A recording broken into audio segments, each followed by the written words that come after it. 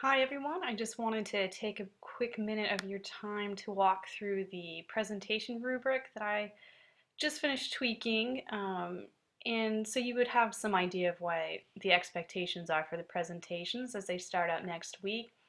And like I said, overall it's going to be fairly relaxed, but that doesn't mean I don't expect there to be some effort on your part and some quality in the presentations. And since these are the precursors to your papers, obviously they need to be reflective of college level analysis. So just so you would know what I would be looking at as you talk, I have 5 categories that are worth 4 points each. So the first is the research questions and thesis. The second is analysis and support. The third is presentation, or to clarify what I refer to as rhetorical effectiveness. The fourth is preparedness. And then, of course, the fifth is project objectives. So, as you see at the top, you can get full 4 points if it's exemplary. This means you go above and beyond what I've asked for. You can get 3 points, which means proficient in that particular category. So think of that as, you've done exactly what you needed to do. We also have developing for 2 points, which means you've done some work, but it's still in process, and there's some elements that are lacking. And then, there's the category that I say is beginning or one. In other words, it doesn't meet the expectations. It's not where it needs to be at this point. So then I wanted to go ahead and just kind of walk you through these, although you can look at them on your own time.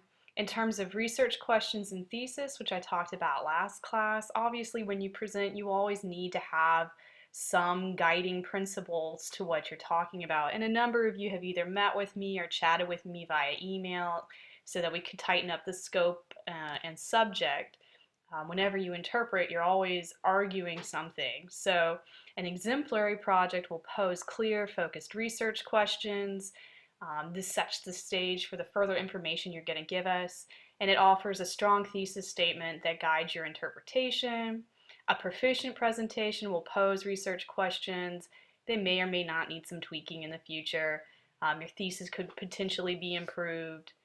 A developing presentation, maybe you only imply the research questions, or they're not stated, or they may be too broad, or maybe your thesis is merely implied, or it's too vague or too broad. And then, a poor presentation won't pose research questions or offer any sort of discernible thesis or position. Please note that each of these categories tries to anticipate potential reasons for assigning you that level, but they're not obviously all inclusive, and that's why there is a category at the bottom for me to add comments. Then when we look at analysis and support, an exemplary project will offer insightful analysis. It's rooted in the text, so it offers the textual support and it explicates that. It may draw on additional research. A number of you are, remember we are historicist class, so a number of you are talking about historical attitudes or beliefs or constructions, which means you likely need to draw on research rather than just asserting that this is so. But I haven't actually put in a research requirement for the presentation, but just a heads up, the research paper will have required research elements. But for right now, that's just something that goes a little above and beyond. And of course, an exemplary project contains useful explanations and elaborations. A proficient project, again, it offers analysis with some information to support. It likely could offer a little bit more. A developing project, this is when we start seeing individuals who don't really offer deep analysis and just stay in summary, which is something you want to be careful to avoid.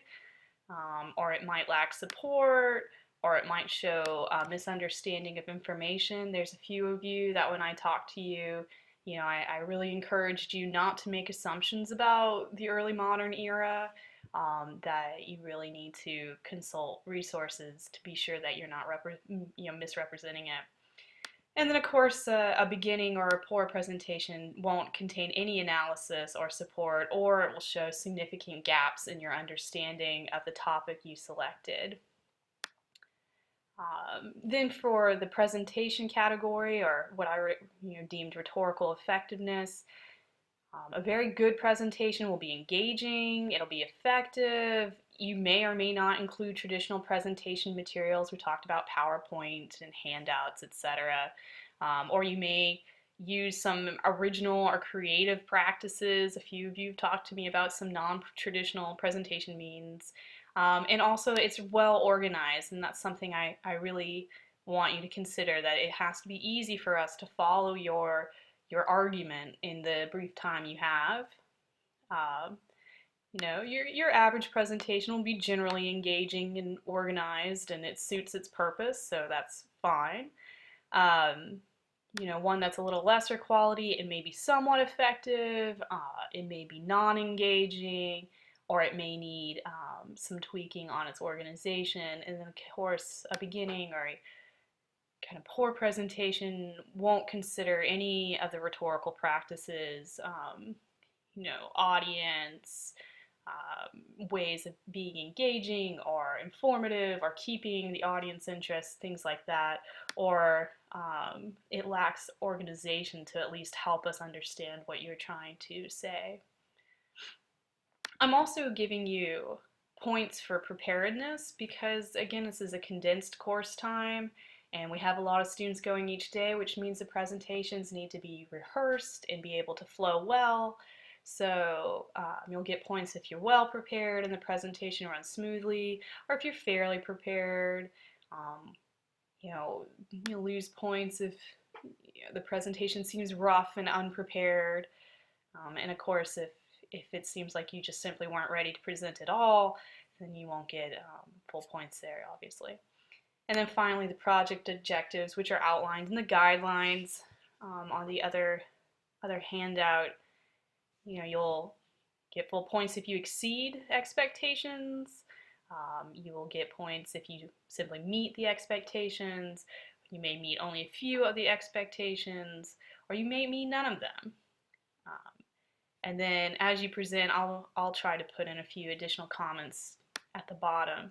The thing that I really want to encourage you to remember, and it's something that's kind of endemic to our system of education, is a lot of students believe that they lose points. So they'll ask you, how did I lose points on this project? But you actually start with no points and you start gaining points as you go. So please don't think you begin with 100 and I'm taking points away from you. Rather, you're starting out at a 0 and you have the opportunity to earn an A. And an A in my class is really someone who goes above and beyond what I have set out for you for this project. If you just meet the basic guidelines, then great. That's an average expectation and you've done so proficiently, so you'll get a B or a high C.